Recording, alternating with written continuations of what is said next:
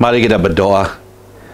Bapa kami di syurga, kami ucap syukur atas berkat-Mu daripada firman yang akan kami dengarkan nanti. Kami doakan supaya Engkau melalui Roh Kudus-Mu akan terus memberi pemahaman kepada kami, Tuhan. Supaya apa yang kami dengar, terima, akannya kami juga memahami, dan dengan iman yang Engkau berikan, kami mempraktikkan dalam hidup kami. Walaupun dalam buku ulangan ini, kami berdoa supaya ia menjadi satu pegangan yang kuat kepada kami semua atas macam mana kami dapat taat kepada firman-Mu. Dalam nama Tuhan Yesus kami berdoa. Amin. Amin. Saya masih ingat dulu waktu kecil saya belajar di sekolah Cina, di mana kalau di sekolah Cina banyak peraturannya. Ini peraturannya ada yang tertulis, ada yang secara lisan, ya. Yang tertulis memang adalah dari buku ataupun di dinding, dia telah kantung dan paparkan supaya semua murid-murid akan ingat dengan melihatnya tiap-tiap hari. Dan juga secara lisan adalah daripada ketua sekolah, pengetua dan juga cikgu-cikgu, sebab apa yang mereka cakap, terutamanya kalau pengetua, apa yang dia cakap itu menjadi peraturan ataupun undang. Jadi ini memang terserah kepada mereka tu, walaupun bukan ada dari buku, tapi apa yang mereka cakap itu peraturan. Ya, jadi dalam keadaan begitu sentiasanya kita berjaga-jaga. Saya berjaga-jaga untuk memastikannya tidak melanggar sembarang undang-undang ataupun peraturan. Ya, sebab kalau dia tahu tu, walaupun bukan dari buku, mungkin kena juga. Sebab dia suka tu. Seperti kalau dia mau, dia akan menghukum dengan apa cara pun, ya. Jadi bagi seorang budak yang nakal, pasti akan terkena, termasuk saya.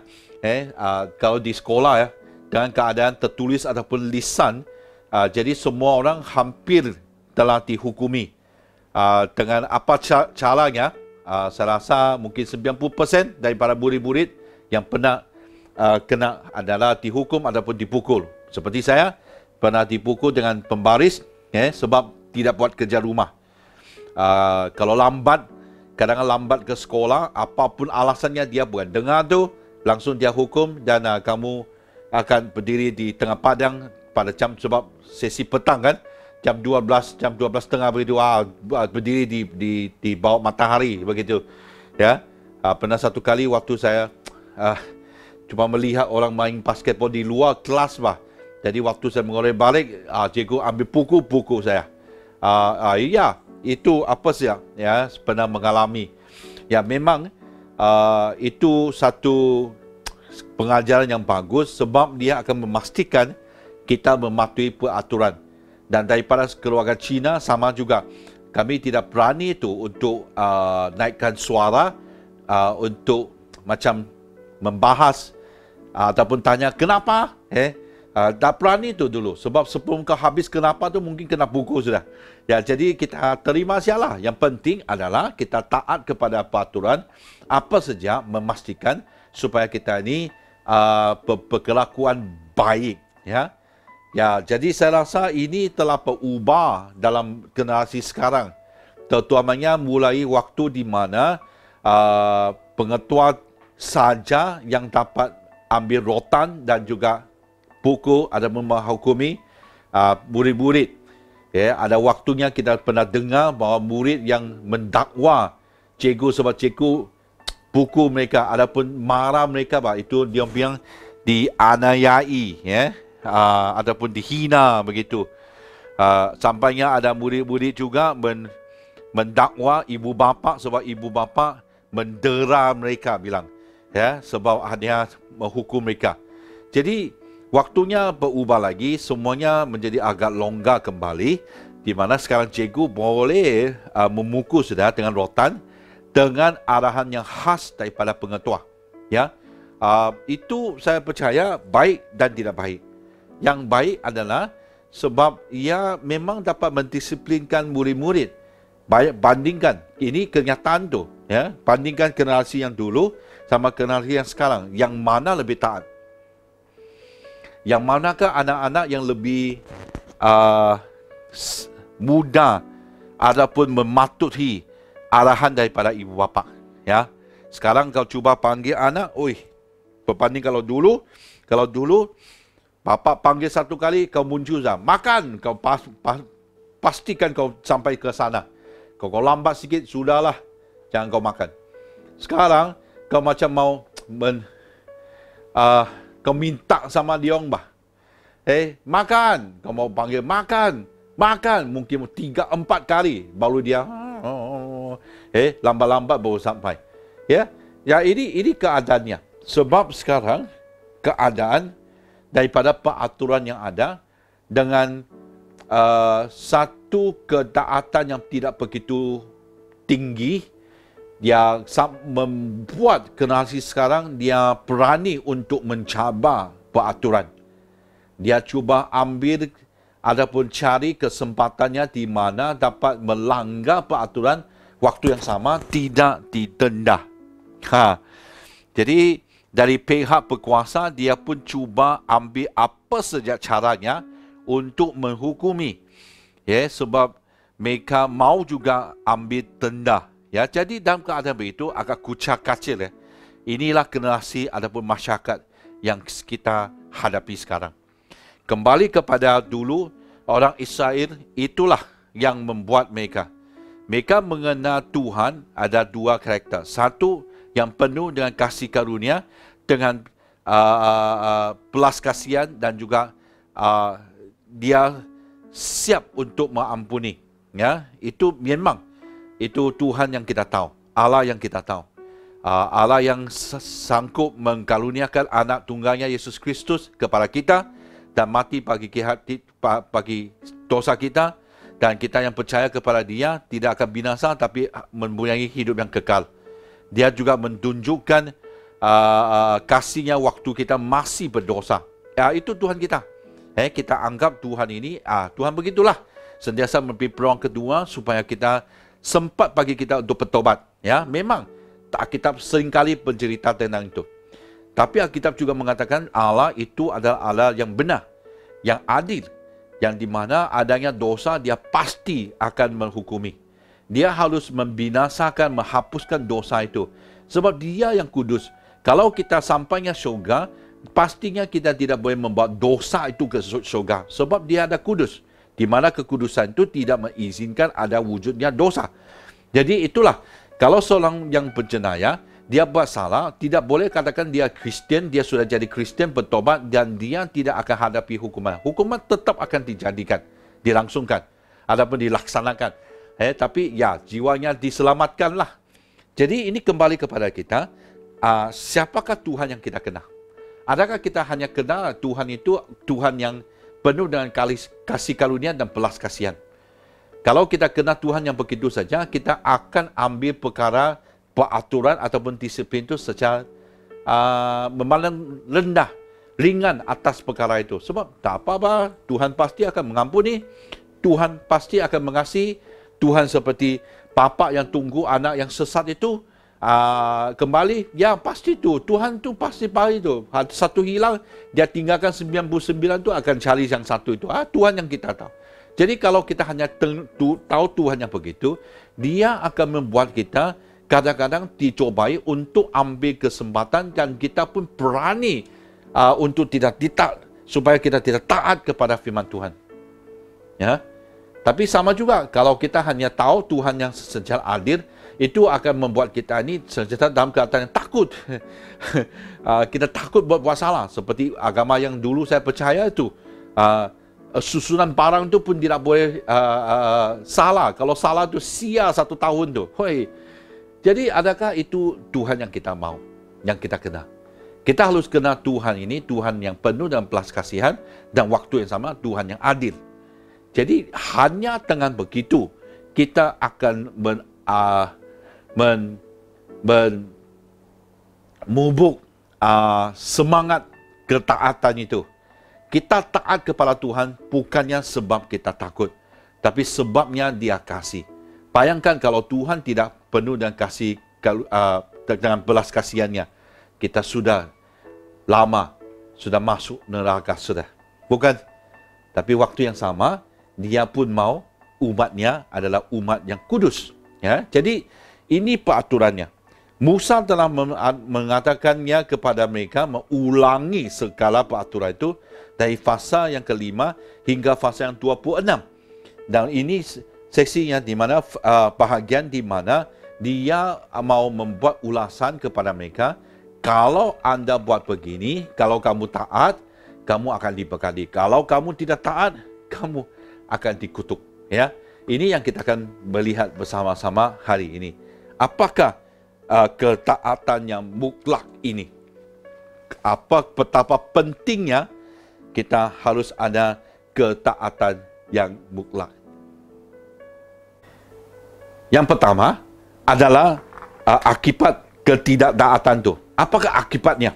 Kita lihat di Ulangan pasal 28 ayat 15. Tetapi jika engkau tidak mendengarkan suara Tuhan Allahmu dan tidak melakukan dengan setia segala perintah dan ketetapannya yang ku sampaikan kepadamu pada hari, maka segala kutuk ini akan datang kepadamu dan mencapai engkau. Perkataan yang berat di sini adalah tetapi. Tetapi kalau jika perkataan yang serius di jika kamu tidak buat ini, habis.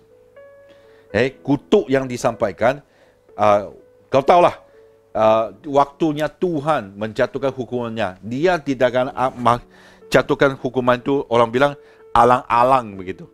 Pasti akan sampai yang paling parah itu.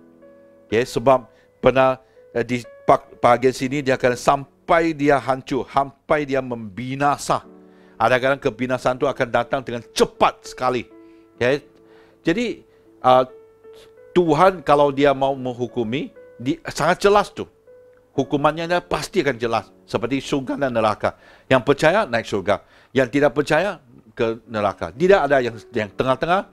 Adapun di antara syurga dan neraka. Tak ada tempatnya antara syurga dan neraka. Jadi ini sudah ada satu kepastian di sana. Dan kepastian itu kita lihat akibat daripada kutuk yang disampaikan sebab tidak taat. Banyak sekali. Kalau kita lihat dari ayat 15 hingga ayat 68 di fasa 28 ini, saya kira-kira itu sebanyak 20 golongan ataupun kumpulan kutuk yang akan disampaikan jikalau seorang itu tidak taat kepada firman Tuhan. Kutuknya adalah kutuk kepada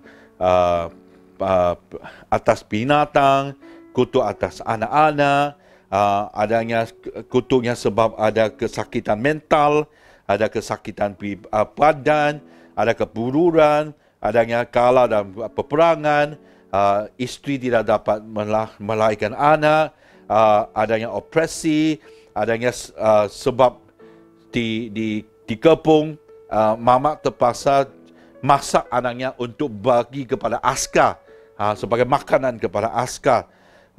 Adanya kemiskinan, ada kerompakan, anak akan diculik, orang asing akan datang ambil alih negeri mereka dan mereka akan hadapi kemaluan.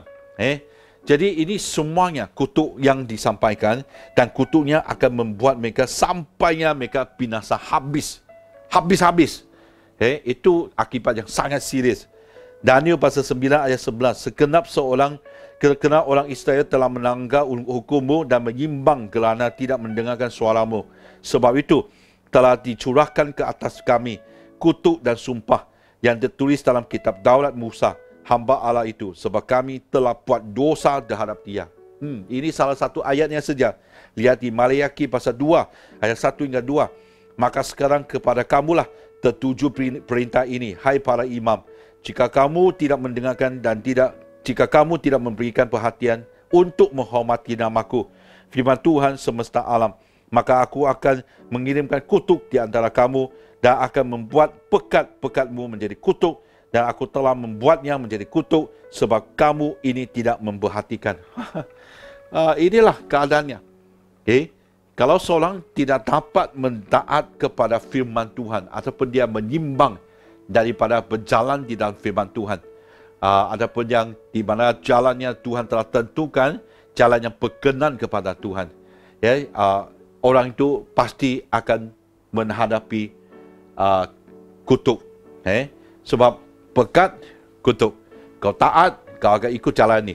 Kau tidak taat, kau akan ikut jalan ni. Sangat mudah. Tapi masih ada orang berada di jalannya menghadapi kutuk. Ya, itulah generasi yang kita hadapi. Tahu sudah, tapi masih mau buat. Seperti dulu kita lihat parking, ya. Kan dua ada tiket. Kalau kau tidak membayar tu, akhir tu dia akan kirim saman tu. Ada seorang tu saya dengar dia penuh tiket parking tu, sampai samannya mau dekat 1,000 lebih. Tapi dia bilang tidak takut, jangan risau. Sebab hujung tahun tu TPKK ada kasih satu, orang bilang grace period, waktu belas kasihan, dan waktu itu akan terima diskaun yang banyak. Akhirnya dia bilang, selain daripada saya bayar 1,000 lebih, sekarang saya bayar RM9.28 saja. Kita lihat tabel parking juga. Walaupun dia tahu, kalau dia dia kena saman, dia takut tu. Sebab di antara walaupun dia kena saman, dia bilang, kenapa? Sebab bisnesku lebih banyak untung. Saya untung 3 juta, bayar 30, perkara kecil saja. Ya. Jadi, inilah generasi. Kita tidak melihat bahawa peraturan itu penting. Sebab kita tidak melihat bahawa akibat daripada tidak taatan itu dengan serius. Hari ini, kalau kita tidak taat kepada Tuhan, lihatlah saja daripada firman Tuhan. Betapa seriusnya akibat daripada ketidaktaatan itu. Saudara-saudari, berhati-hatilah. Kita harus taat kepada firman Tuhan. Jangan cuba untuk mempermainkan peraturan ataupun undang-undang ataupun firman yang telah Tuhan tentukan kepada kita. Amin. Kalau dia bilang ya, ya. Tidak, tidak. Apa saja yang lain daripada itu adalah datang daripada si iblis. Di Yohanes pasal 14 ayat 15, jikalau kamu mengasihi aku, kamu akan menuruti segala perintahku. Perkataan yang lain, turut ataupun taat. Di sini, dia satu tanda kepada seorang murid kepada Tuhan Yesus. Di mana kalau seorang itu mengasihi Yesus, mengasihi Allah, dia pasti akan menuruti segala perintah Tuhan. Jadi lain kata, betapa banyak kita turut ataupun taat kepada perintah Tuhan, ia akan menandakan betapa dalam ataupun betapa besar kasih kita kepada Allah. Seorang yang mengasihi Allah, pasti dia taat atau turut kepada perintah Allah. Dan sama juga seorang yang turut kepada perintah Allah, pastinya dia seorang yang mengasihi Allah. Amin. Jadi hari ini kita harus tanya, betapa banyakkah kasih kita kepada Allah? Ia akan datang daripada betapa banyakkah ketaatan kita kepada perintah Allah. Amin. Yang kedua, tentang alasan ketaatan. Memang kita tidak begitu suka dengar tentang Alkitab. Kutuk, banyak yang kutuk. Kita tidak mau dengar. Kita mau dengar sejak apakah pekatnya. Tapi hari ini kita mau dengar itu bukannya kena mau menakuti. Tapi kita harus tahu. Itunya yang kita harus elakkan. Jangan ke jalan itu. Janganlah ke jalannya untuk turut menuju kepada kutuk. Carilah jalannya di mana jalan akan menuju kepada pekat. Jadi di sini apakah alasannya? Bahwa kita tahu alasan ini akan memastikan kita masih berada di jalan ini yang menuju ke pekat Tuhan. Ulangan pasal 28 ayat 58. Jika engkau tidak melakukan dengan setia segala perkataan hukum Taurat yang tertulis dalam kitab ini, dan engkau tidak takut akan nama mulia dan dahsyat ini, yakni akan Tuhan Allahmu. Ini ayat kalau kita baca dengan baik-baik, dia bermaksud adalah apa yang tertulis dalam kitab ini, hukum-hukum itu adalah untuk kita mengetahui dan juga takut akan nama yang mulia dan dahsyatnya buat nama Allah, Yahweh. Jadi hari ini Alkitab yang akan menolong kita sebagai seorang yang menghormati, yang sentiasa akan memberikan hormat dan takut akan nama itu yang mulia dan dahsyat itu. Ya, itulah sebab orang Israel dia tidak berani menyebut namanya Yahweh. Dulu namanya Yahweh dari asal adalah YHWH. Kita tidak dapat sebut YHWH, cuba kau eja. Dah boleh itu. Sebab kekudusan yang ada.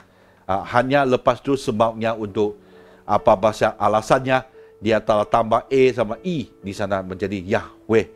Inilah nama Tuhan. Alkitab akan tolong kita. Apanya hukum di sini akan tolong kita tahu nama ini dan untuk kita menghormati nama ini. Jadi inilah alasannya. Kenapa kita mau taat? Bukannya sebab dipaksa oleh ketua kelompok sel ataupun dipaksa oleh Canon. Tidak. Dia adalah sebab kita ini mau menghormati dan takut akannya nama Tuhan. Takutnya bukan takut itu ya. Takut ini adalah kita memberi hormat bahwa ialah adalah Tuhan atas segala Tuhan dan Raja atas segala Raja. Amin. Okey. Yang kedua di sini kita lihat Lukas pasal 11 ayat 28. Tetapi dia berkata, yang berbahagia ialah mereka yang mendengarkan firman Allah dan yang memeliharanya. Siapa yang akan diberkati? Adalah orang yang mendengarkan firman Tuhan dan memeliharanya. Memelihara adalah orang yang memegang kepada firman itu. Itulah yang akan berbahagia. Orang yang akan diberkati. Jadi hari ini kalau kita mau dapat berkat, tak payah susah payah. Ini siapa yang kita buat. Dengar firman Tuhan dan melakukannya. Adapun memeliharanya. Itunya orang yang akan diberkati. Amin. Kita semua pun mau berkat. Mau berkat lebih banyak, lebih baik. Sampai yang berkelimbahan, kita boleh kongsikan berkat itu kepada orang lain. Tapi akan bermula kepada secara pribadi untuk mendengar firman Tuhan dan juga memeliharanya. Amin. Itunya akibat kenapa kita mau taat kepada Tuhan. Sebab inilah kita akan menjadi seorang yang lebih bahagia. Amin. Ketiga adalah di Yohanes pasal 8 ayat 31 hingga 32. Maka katanya kepada orang-orang Yahudi yang percaya kepadanya, jikalau kamu tetap dalam firman-Ku, kamu benar-benar adalah murid-Ku. Sama-sama, dan kamu akan mengetahui kebenaran dan kebenaran itu akan memerdekakan kamu. Itu sejarah ayat yang kita tahu. Firman itu ataupun kebenaran itu akan memerdekakan kami. Memang betul, tapi hanya untuk orang yang mengetahui kebenaran. Barulah kebenaran itu akan memerdekakan seorang. Siapa yang akan buat begitu adalah murid-muridnya. Sebab murid-muridnya akan tetap dalam firman Tuhan. Dia akan sentiasa dalam firman Tuhan. Jadi orang yang begitu adalah murid Tuhan. Orang murid Tuhan akan mengetahui kebenaran dan kebenaran itu barulah akan memerdekakan orang yang buat demikian. Amin. Jadi hari ini kita akan panggil kita ini murid ataupun pengikut kepada Tuhan Yesus. Jadi sebagai murid kepada Tuhan Yesus, tidak ada alasannya untuk kita kata kita tidak mau tetap dalam firman Tuhan. Kita tetap mau melakukannya sebab kita murid kepada Tuhan Yesus. Kita taat kepada ini. Dan daripada itu akan membawa kita ke kemerdekaan. Amin. Saya berharap kita akan buat demikian supaya ia akan membuat kita ini menjadi seorang yang sentiasa taat kepada Tuhan, taat kepada peraturan ini. Dia bukan taat yang biasa, tapi taat secara mutlak kepada Tuhan kita. Amin. Jadi saya mendorong kita semua untuk melakukan apa yang terbaik bagi Tuhan. Kita mau sentiasa taat kepada Tuhan. Ingat, seorang yang taat melakukan semua ini dan turuti semuanya daripada Tuhan, dianya pasti akan berada dalam berkat-Nya Tuhan seperti yang dijanjikan dari Alkitab, yang melakukan firman Tuhan. Yang pagi yang orang yang mendengar tidak melakukannya, maksudnya mereka tidak taat, tidak menuruti firman Tuhan, dia akan menuju ke jalannya akan yang mengalami kutuk. Jadi apakah pilihan kita, saudara-saudari? Janganlah kita sentiasa seperti generasi sekarang. Kita tidak peduli seperti SOP yang ada sekarang. Banyak orang tidak peduli. Sebab tidak ada ketaatan yang mutlak.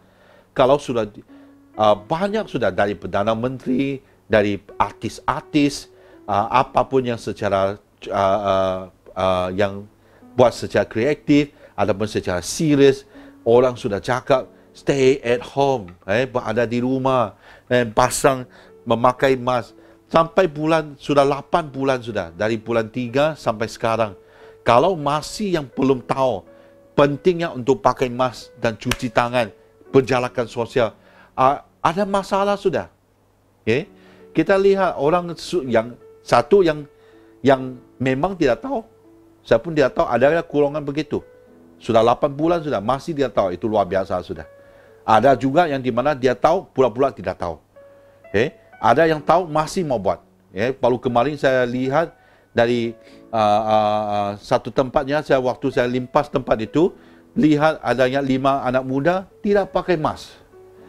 Cakap-cakap dekat lagi. Macam mana? Tiap-tiap hari kita masih dengar ada beberapa orang ditangkap sebab menyalahi SOP. Kalau kita lihat negara-negara yang ada, Taiwan kah, Vietnam kah, mereka sudah mencapai satu tahap yang sudah jadi baik. Taiwan tidak ada kes yang secara lokal sudah, yang tempatan. Hanya kesnya yang diimport. Sebab apa? Orang-orang di sana telah diajar mereka mematuhi dan taat kepada atau menuruti segala SOP yang ada. Hanya kalau kita semua ini bertindak sedemikian, negara ini barulah akan putus ataupun menang atas perang terhadap pandemik ini. Jadi dia akan bermula dari siapa? Dari kita. Dari kita semua orang percaya, kita harus menjadi orang yang turut kepada segala SOP yang ada. Itu pun ia akan bermula secara rohani. Kalau kita gagal turut kepada firman Tuhan, pastinya ia akan mempengaruhi betapa taatnya kita kepada SOP ataupun hukum-hukum dunia ini. Jadi jangan anggap bahawa ini tidak kena mengena. Apa yang terjadi secara rohani pasti dia akan mempengaruhi secara duniawi itu. Sama juga apa yang dari duniawi itu, ia akan mempengaruhi seorang sikapnya terhadap hidup rohaninya. Jadi mari kita imbangkan ini. Tuhan katakan, kalau kita sudah dengar dan melakukannya, pasti akan diberkati. Kalau orang yang sudah dengar tapi tidak melakukannya, dia akan dikutuk. Begitu senang saja. Pilihan A sama B. Apakah pilihan anda? Mari kita berdoa. Bapa kami di syurga, kami ucap syukur atas firman-Mu. Kami berdoa supaya Engkau akan terus mengajar dan terus mendisiplin kami, supaya kami sentiasa berada dalam jalannya itu yang menuju kepada berkat-Nya daripada Tuhan. Ajar kami Tuhan, bagaimana mendengar dan melakukan segala firman-Mu. Serahkan semua ini Tuhan, dalam nama Tuhan Yesus kami berdoa. Amin. Amin.